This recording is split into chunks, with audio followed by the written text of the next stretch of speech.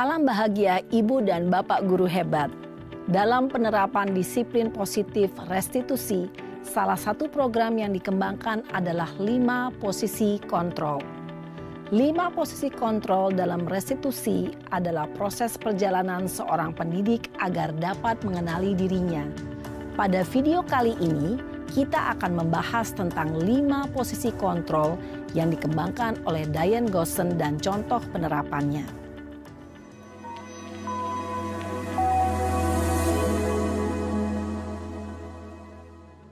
5 posisi kontrol itu adalah 1. Posisi penghukum. 2. Posisi pembuat merasa bersalah. 3. Posisi teman.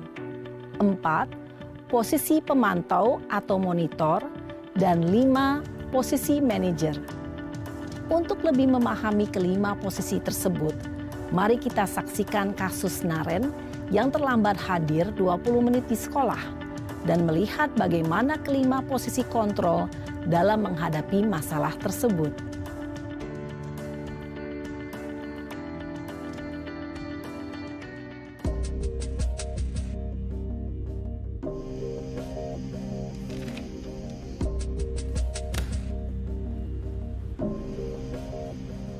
Naren!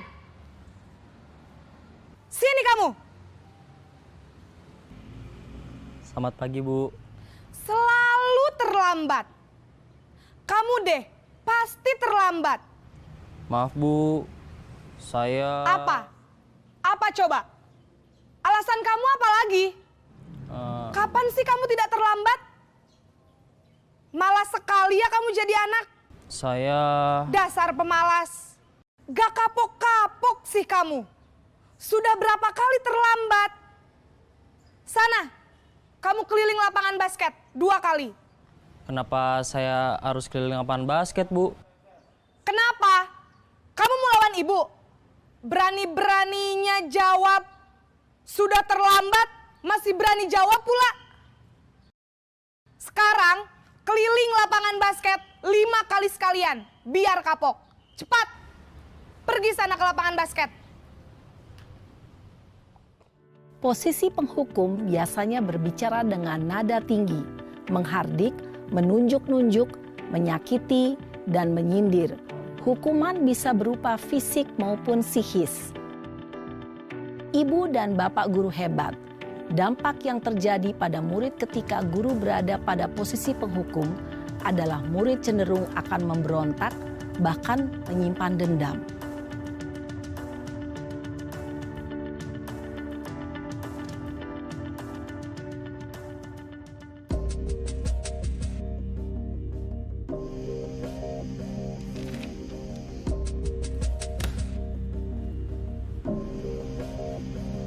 Naren!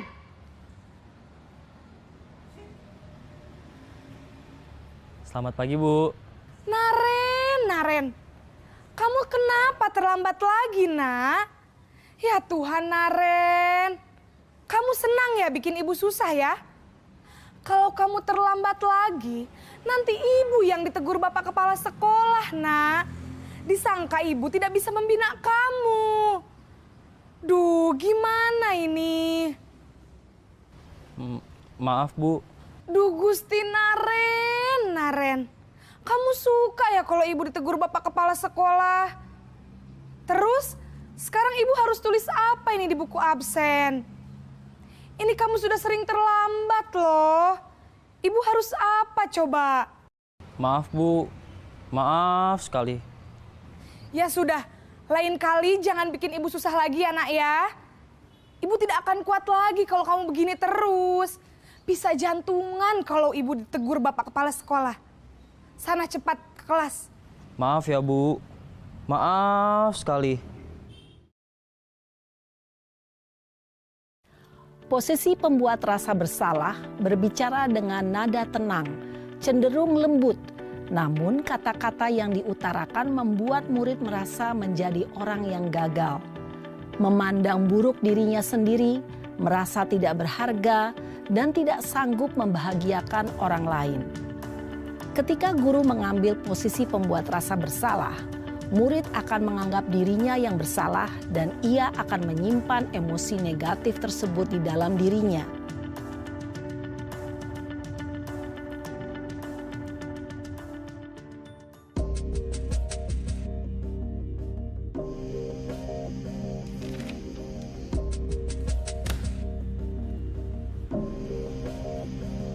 Naren!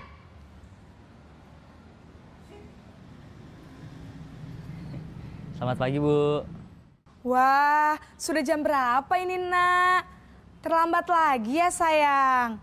Iya, Bu. Habis ibu saya lupa bangunkan saya, Bu. Kamu malah menyalahkan ibu kamu. Kamu bukannya anak yang larinya paling kenceng. Kok terlambat sih? Iya, Bu. Saya memang terlambat bangun tadi. Jadi, biarpun saya lari kencang, tetap gak kekejar, Bu. Ya sudah sana. Nanti lain kali larinya lebih kenceng lagi ya. Biar gak terlambat lagi.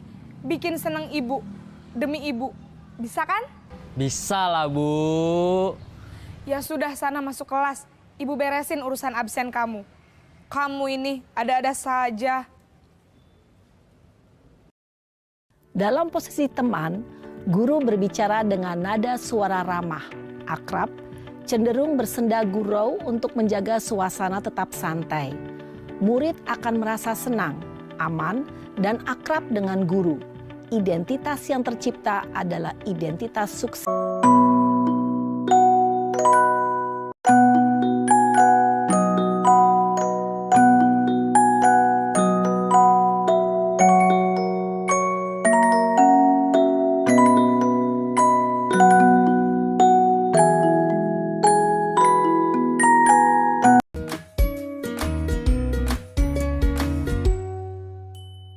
Salam dan bahagia Ibu dan Bapak guru hebat. Pada video kali ini kita akan membahas tentang salah satu program disiplin positif yang diterapkan di lingkungan sekolah yang dikenal dengan nama restitusi.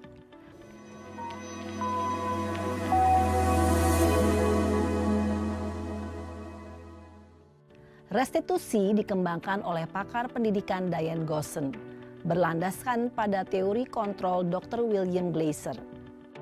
Segitiga restitusi adalah suatu proses dialog yang dijalankan oleh guru atau orang tua agar dapat menghasilkan murid yang mandiri dan bertanggung jawab. Pada saat guru di posisi manajer, aspek yang dikembangkan pada murid adalah motivasi intrinsik, sehingga penanaman nilai-nilai kebajikan dapat tumbuh dan berkembang menjadi suatu kebiasaan positif yang akhirnya membentuk karakter murid. Proses dialog ini terdiri dari 3 langkah yang digambarkan pada ketiga sisi pada segitiga restitusi. Sisi pertama adalah menstabilkan identitas. Sisi yang kedua adalah validasi tindakan yang salah. Dan sisi yang ketiga adalah menanyakan keyakinan. Ibu dan Bapak guru, berikut ini akan ditunjukkan bagaimana seorang guru berada dalam posisi manajer menggunakan penerapan segitiga restitusi.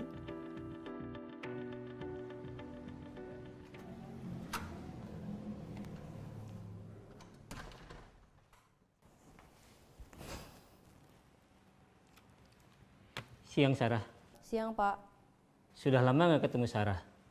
Kenapa hari ini ada di sini? Kesel, Pak. Kesel banget. Masa aku dikatain tukang fitnah, Pak? Ya aku marah lah. Aku balik ngatain Eka di depan kelas. Kesel banget. Oh, begitu. Ya pasti kamu marah dan kesal. Bapak juga akan marah apabila ada yang menuduh Bapak seperti itu. Kemudian, pada saat itu kamu mau melakukan apa? Ya saya langsung ngatain Eka lah, Pak. Kesel banget. Saya bentak-bentak dia depan teman-teman lain. Oh, begitu. Pasti kamu melakukan seperti itu karena suatu alasan tertentu, bukan? Iyalah, masa saya diam saja, Pak? Ya saya bela diri lah. Masa saya dituduh tukang fitnah? Ya wajarlah. Mempertahankan harga diri itu sesuatu yang penting buat kamu. Untung kamu tidak bertindak lebih gegabah lagi. Hanya membentak-bentak. Iya, Pak. Untung saya masih bersabar dan hanya membentak saja. Sudah gemes padahal, saya pasti bela diri lah. Ya pasti ya, tapi kamu memilih untuk tetap bertahan dan bersabar. Kamu memilih untuk tidak berbuat lebih parah lagi, bukan? Iya. Nah, sekarang coba kita lihat lagi tindakan kamu yang bentak-bentak Eka di kelas. Tindakan kamu itu kira-kira sesuai dengan keyakinan kelas atau prinsip kamu tidak? Enggak lah Pak, capek Pak jadi pemarah. Jadi keyakinan atau prinsip mana yang kurang sesuai dengan keinginan kamu? Ya, saya sebenarnya sangat menghargai orang lain. Mungkin saat itu saya menjadi emosi, jadi tidak menunjukkan sikap itu.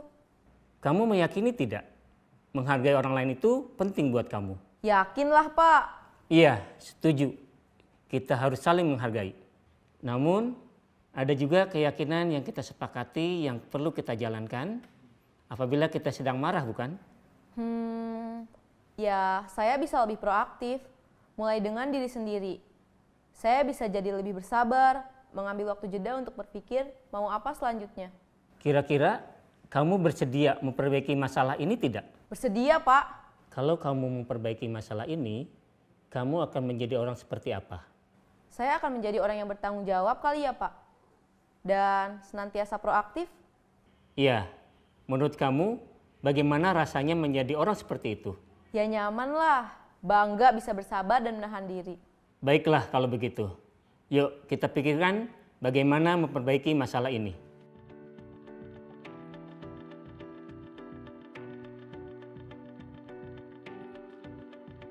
Ibu dan Bapak guru hebat. Baru saja kita menyaksikan contoh bagaimana seorang guru berada dalam posisi manajer menggunakan penerapan segitiga restitusi. Mari kita bahas satu persatu. Pada sisi pertama, menstabilkan identitas berdasarkan pada prinsip bahwa membuat kesalahan adalah bagian dari proses pembelajaran. Sisi pertama dari segitiga ini berperan menggeser identitas murid dari identitas gagal ke identitas sukses. Murid yang sedang bertingkah laku yang tidak pantas atau menarik diri saat itu sedang mengalami identitas gagal. Bila kita mengkritiknya, maka posisinya tidak akan berubah. Kita bisa mengajukan pernyataan-pernyataan ini. 1. Membuat kesalahan sesuatu yang wajar. 2. Manusia tidak ada yang sempurna. 3. Kita bisa memperbaiki masalah ini. 4. Saya tidak menanyakan kesalahannya. Saya lebih fokus bagaimana memperbaiki masalah ini. 5. Apakah saat ini kamu tengah menjadi orang yang baik untuk dirimu sendiri? Pada sisi kedua, validasi tindakan yang salah berlandaskan pada prinsip bahwa setiap perilaku berupaya memenuhi suatu kebutuhan tertentu. Guru yang telah memahami teori kontrol akan bergeser dari pemikiran stimulus respon menjadi proaktif dan mencoba untuk mengenali tujuan dari perilaku murid. Mengenali dan mengakui kebutuhan murid ini dapat memperbaiki hubungan dengan murid tersebut.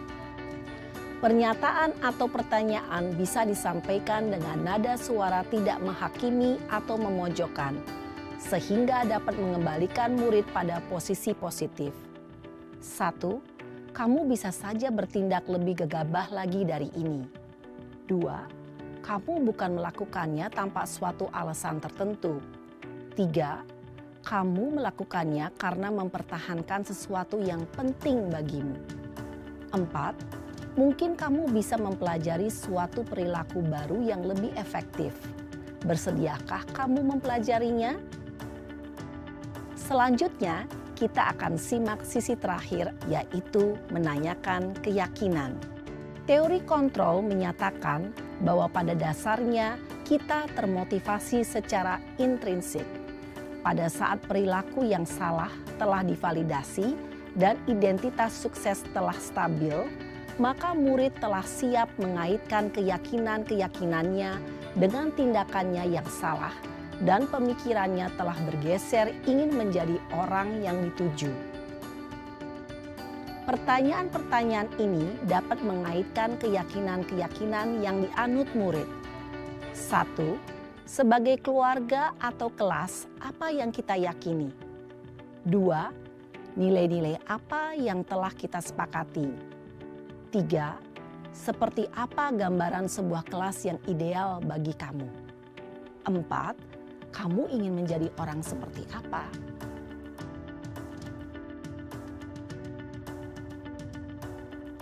Dalam menerapkan segitiga restitusi, perlu diperhatikan beberapa hal, yaitu 1. Perilaku yang salah perlu dikaitkan dengan nilai-nilai atau keyakinan-keyakinan yang telah disepakati atau dituju.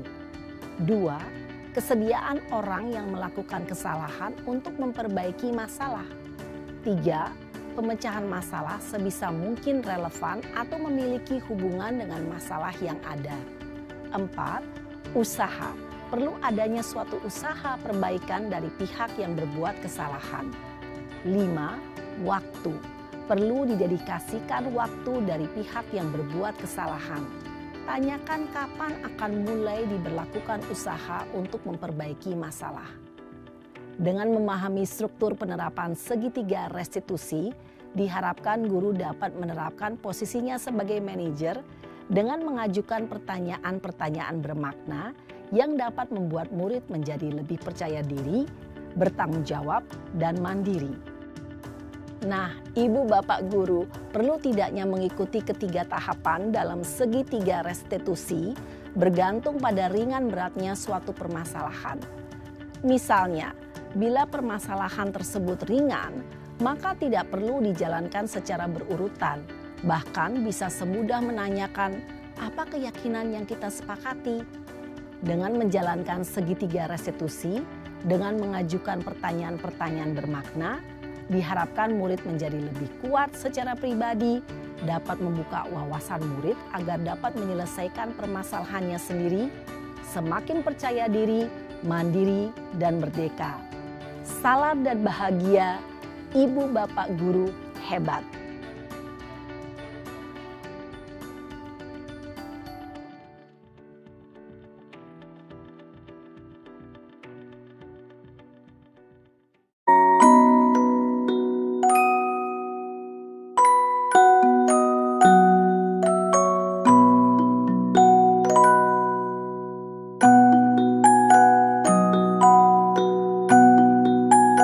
Warahmatullahi wabarakatuh. Di sini saya akan bertanya dengan materi yang sudah disampaikan Ibu Sintriani, karena memang berkaitan dengan pekerjaan kita setiap hari, menghadapi anak-anak di kelas maupun di luar kelas. Jadi yang saya ingin tanyakan, bagaimana cara membina anak-anak yang bermasalah, padahal sudah sering kali diselesaikan, dipanggil, tapi masih mengulangi kesalahan yang sama. Mungkin itu saja. Terima kasih. Wassalamualaikum warahmatullahi wabarakatuh. Terima kasih Bu Widiawati SPD ya atas pertanyaannya, bagus sekali ya. Bagaimana sih cara mengatasi anak, pakai si ya, mengatasi anak yang kenakalannya berulang ya, terus diulang, dipanggil sudah, diselesaikan sudah, perjanjian sudah, panggil orang tua sudah, masih begitu ya, bagaimana ini gitu ya, pakai segitiga restitusi sudah ya, begitu selesai ini acara ini kan besok langsung pakai segitiga restitusi itu, tapi masih dilakukan, bagaimana nih? Kembalikan ke orang tua? Astagfirullahaladzim, enggak ya, bukan. Jadi kita kembali tadi kepada kebutuhan dasar manusia. Apa saja tadi kebutuhan dasar manusianya? Bertahan hidup, terus kasih sayang. Kira-kira nih anak itu sudah terpenuhi belum? Gitu. Kebutuhannya ya. Mungkin bisa jadi anak itu kurang kasih sayang, atau bisa jadi lingkungannya tidak mendukung, dia kurang diterima. Akhirnya dia cari perhatian, biar diperhatikan, ya, biar diterima dalam lingkungannya. Bisa jadi seperti itu. Jadi memang harus dianalisa, ya. Kenapa kok selalu berulang, ya? Dan satu kuncinya harus sabar, ya. Bahwa apa yang kita lakukan adalah sebuah amal jariah yang akan kita dapat nanti di akhirat. Dan satu lagi, jangan lupa berdoa. Jadi kalau sholat lima waktu jangan diri kita saja yang Al-Fatihah, ya, atau keluarga saja. Anak murid kita juga perlu diiringi doa, karena kita juga orang tuanya. Jadi doakan anak-anak, ya. Senakal apapun anak-anak itu hanya sesaat. Yang paling penting bagaimana anak itu mendapatkan nilai-nilai kebajikan, ya, dan bisa merubahnya di masa yang akan datang. Jadi pada intinya kita bukan pada hasilnya, ya, langsung sesaat hasilnya, wah anak itu nurut bagus banget nih. Tapi bersama kita aja misalnya, ya, sama guru lain tidak, berarti kan belum berubah. Jadi bagaimana itu bisa melekat hingga akhir hayatnya. Ini yang penting, ya. Itu ya Bu Widiawati SPD. Barengan, kamu itu kan juga janjian. Tapi sampai tiap pagi yang kan Mana main bola, Pel? Mana baju muslim kau makan?